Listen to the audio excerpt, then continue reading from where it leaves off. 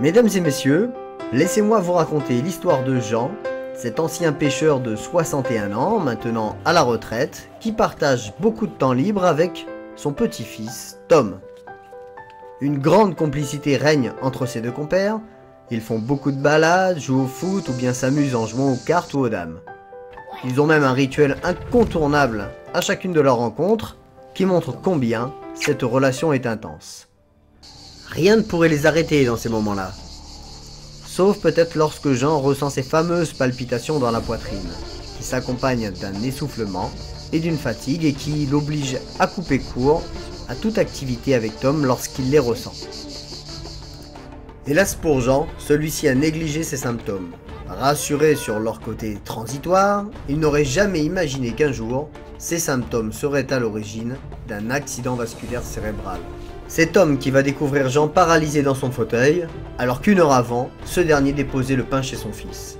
Très rapidement, Tom comprend que son grand-père n'est pas comme d'habitude et compose le 15 en décrivant un grand-père qui fait la grimace et qui ne peut plus se servir ni de son bras ni de sa jambe gauche.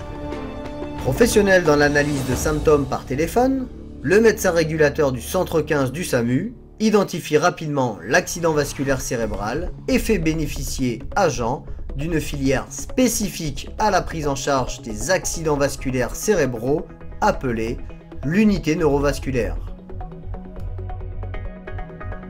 Son arrivée rapide à l'hôpital après le début des premiers symptômes permet à Jean de bénéficier d'une prise en charge médicale optimale. C'est pour cela qu'il récupère très vite et que Jean se voit proposer dans les jours qui suivent un séjour en centre de rééducation afin de corriger un discret trouble de la marche.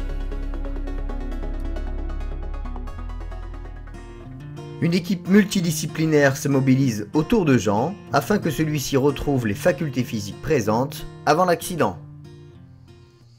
Alors si vous aussi vous ressentez de temps en temps des palpitations, une gêne respiratoire ou une fatigue soudaine, ne restez pas sans consulter un médecin, ne risquez pas l'accident vasculaire cérébral. Ces symptômes sont dus à un trouble du rythme cardiaque appelé la fibrillation atriale, pour lequel la médecine possède plusieurs traitements.